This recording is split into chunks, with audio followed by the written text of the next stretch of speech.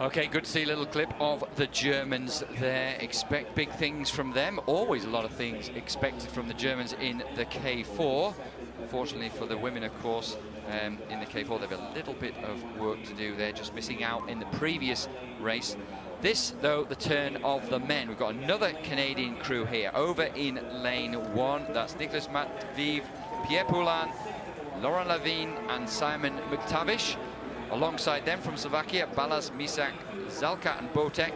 A couple of changes since the Tokyo Olympics when they picked up a bronze medal, but no doubt they will be strong.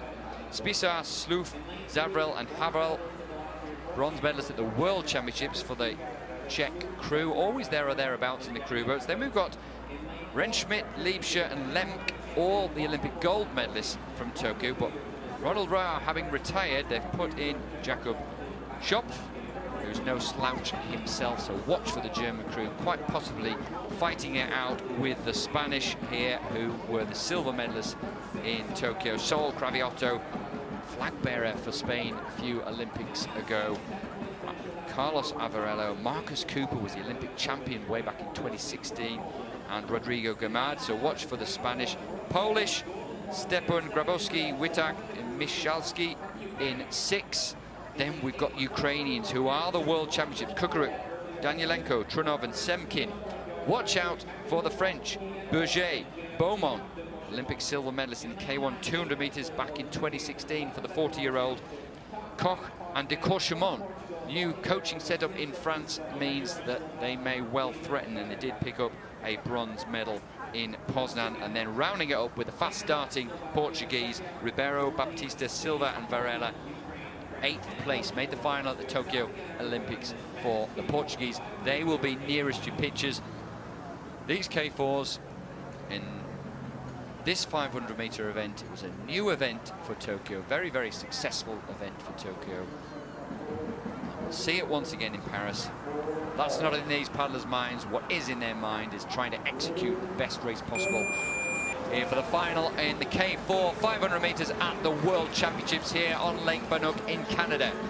The pink boat of the Germans, not always the quickest starters. They've got away well. Right next to them, stroke for stroke, as we've seen this season, is the Spanish. Spanish were the silver medalists in Tokyo, remember. The Germans were the gold medalists. Don't discount the Ukrainians. They're the World Championships. They won in Poznan in Poland. They're in lane 7. The distinctive yellow and blue just to the left of your picture. In fact, right in picture now. Extremely well drilled. It's been a tough season for the Ukrainians, but this K4 have been scintillating. So the French with a little bit of work to do. It looks like the early pace going with the Poles. The Spanish are up there in the white boat, middle of your picture. We've got the Germans as well. Expect the Germans to pick it up.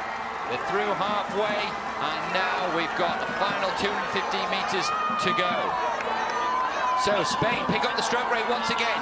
They've lifted it. They're putting the Germans under pressure. The Germans have got a lot to do. We're in the red boys. That means the final 100 meters. These paddlers can barely see. The paddles are going around 130 strokes a minute. The spray is making it very difficult to see, but it looks like Spain are gritted teeth. They're holding on. The Germans are coming quickly. It's going to be Spain. It's going to be Germany. It's going to be Ukraine who take the medals. Quite which order for the silver and bronze, I'm not sure, but certainly a great effort for Spanish. And to win such a race is not having only the best race plan. It's not having the best synchronicity. It's a bunch of different things that make it happen. And we saw from the Spanish crew such an amazing race. And they put everything, every single thing was ready for this exact event. Yeah, it's interesting, isn't it? Really interesting, you know, looking to execute the plan. But of course, also things happen in a race as well, and you've got to be able to respond to those. And perhaps they're doing all those things, as you said, right. And look at the gritted teeth there of Sol Craviotto in the front, multi-Olympic medalist, but he knows all about technique, but he also knows what grit and determination is needed to just hold on when you've got your nose in front. So let's just see if we can clear up the results here. We've got Spain, no doubt about them, in gold. We've got Ukraine charging late. Maybe the Germans just ahead of the Ukrainians. There we go. looking at that, look at the top of the picture, just looking at the Canadians there, Laurence, you know, they weren't in the medals, but they're very, very close. And in fact, all 9 boats there pretty close to each other. They did great. I'm super proud of them. And the Ukrainian also, having mentioned, like you said, all the different, the difficult year they have had, I'm super proud of them too. Yeah, I think every